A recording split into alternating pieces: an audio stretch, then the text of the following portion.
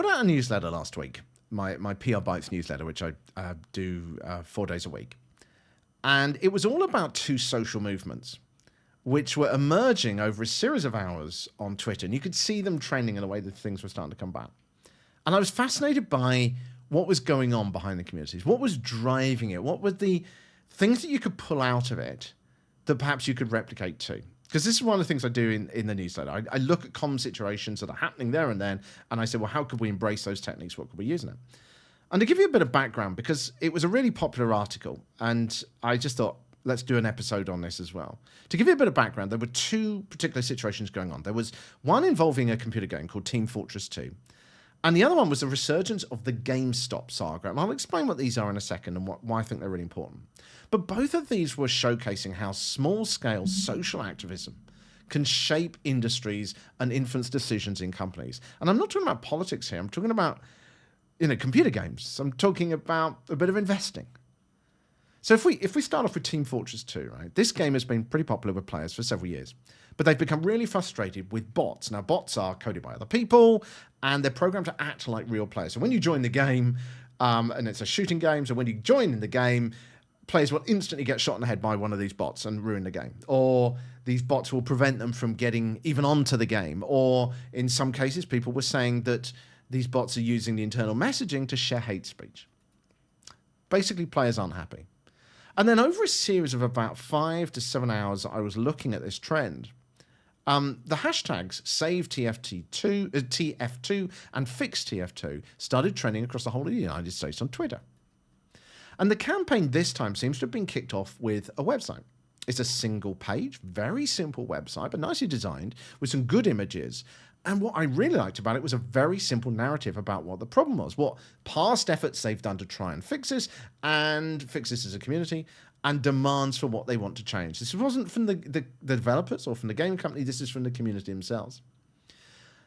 The clarity of the campaign is what really stood out compared to many campaigns you see, because even as a very casual gamer myself, I get what they want and why they want it. I don't play these sorts of games, but I understand what it was. So let's turn now to the other situation. This is GameStop, and we can start looking at the parallels. Now, you might remember a few years ago that the stock market got in a real twist when Reddit users banded together to boost a company called GameStop. Now, GameStop was a struggling retailer, and hedge funds who bet on, or in this particular case, are betting on the fact that a company's going to go down in value, were getting ready to see it collapse. And this created a real David and Goliath narrative story at the time that really captured the imagination of many Reddit users. And lots of small investors and individuals put money into GameStop, boosting its value and hurting the hedge funds, but also getting the sense that they were earning money as well. Now, the great power of the narrative here was that people could see in real time with this GameStop situation the effect they were having. You got live streamers who were putting out news like almost in the style of like CNN of what was happening in real time. You could look at your phone and you were engaged every few minutes to see whether the stock price was going up or down and what developments were happening. And this David and Goliath narrative really helped to drive it further. And people were, at least apparently, making money in real time. And who doesn't want that? So you've got a real-time situation there. When you look at the real-time nature of the game, they're going to struggle a bit with this one. And I'll round up these points in a moment, by the way.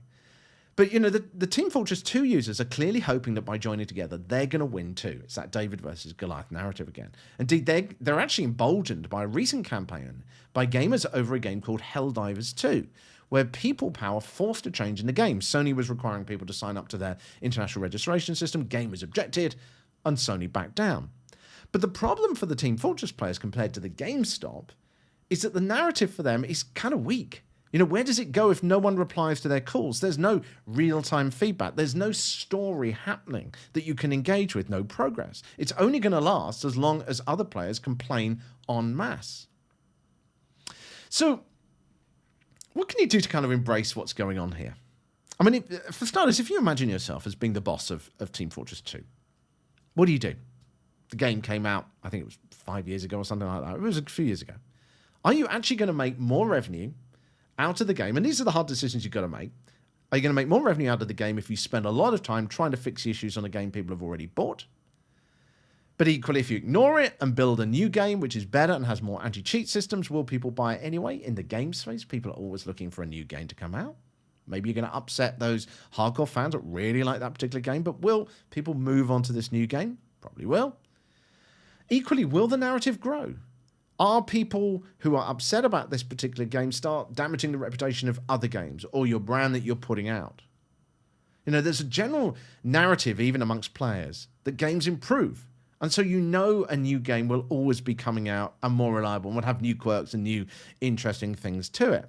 And a new game obviously is one that you can sell and generate revenue from. So you've got to balance up. Well, how much impact is this actually going to have from a brutal business point of view?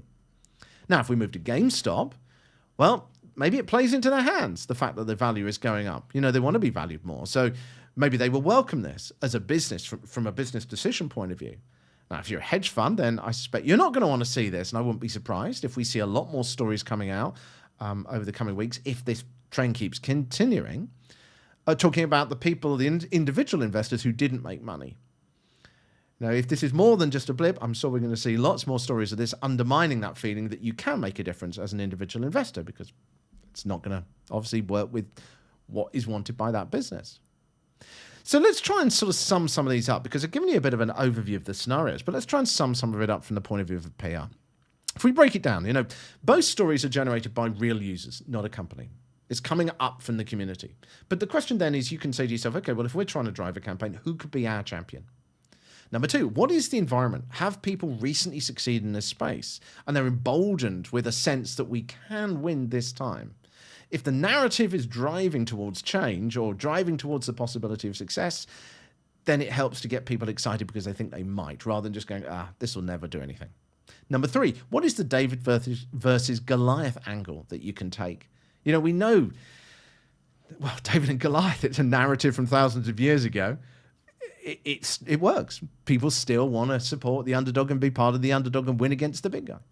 Number four, how can you make it real time? How can you give real-time feedback to a narrative so that they stay engaged with it on a daily basis or even minute by minute? And number five, how can this campaign impact people's lives in a way they will see? Now, for GameStop, it was about making money. If for the game for Team Fortress 2, it's about whether you can play that game that you enjoy playing again. So let's try and look at it from an example point of view, because I think this helps in this particular case. Let's say you're running a campaign for a homeless charity and you're asking people to donate to it. So let's say, first of all, you have a real-time tally of the money coming in, which is being updated on social media every hour or whatever, giving that live feedback loop. Maybe a live stream even on Twitch or updates on TikTok, but ideally a platform which is more geared up for a real-time timeline so people can actually follow on, and it's not sort of algorithmically hidden like things tend to be on Facebook. Then you show people, not their faces, as they walk into the homeless center, and you literally count how much it's costing versus how much people are donating in real time and the shortfall.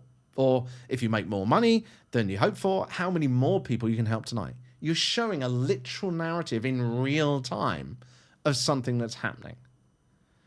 So you can then use that to power this campaign, to make something in real time with real-time feedback, which has got a call to action, and it's got real people in hardship who are struggling to get through the night. You're bringing together all those narratives to drive something which is incredibly worthwhile. So if we kind of sum this up, social movements are powerful, but there's definitely techniques in there which are about a strong narrative and about a people-led approach that can be helping us to communicate, particularly with campaigns or with social narratives or anything like that. They're powerful techniques that can help to get people on board, make them feel part of it, and achieve things together. Now, this can apply to products as well. Maybe you're sitting there thinking, well, not in my industry, this is not going to be working for me. But what is it that you're actually doing with your product?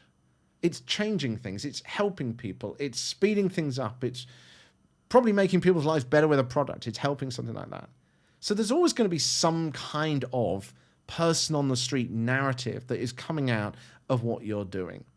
So how can you embrace that with the David and Goliath? The feeling we can achieve something, the feeling of real time. How can you embrace all that? How can you do that and apply those techniques today? If you use one of these, I would be fascinated to know. I would love to know, particularly if you've done any real-time campaigns as well. Let me know. If you're watching this on LinkedIn, you can contact me straight away just by clicking on me and connecting with me there. And I would love to get you on the show to talk about it too. But I hope you found this interesting. As I say, one of the articles from the PR Bytes newsletter, and if you'd like to sign up for that, you can get that simply by going to the Public Relations Podcast newsletter. Just click on the link, the newsletter link. Publicrelationspodcast.com is the website. Click on the newsletter link, and you can sign up to that for the daily newsletter. That's it for now. Have a good rest of your week.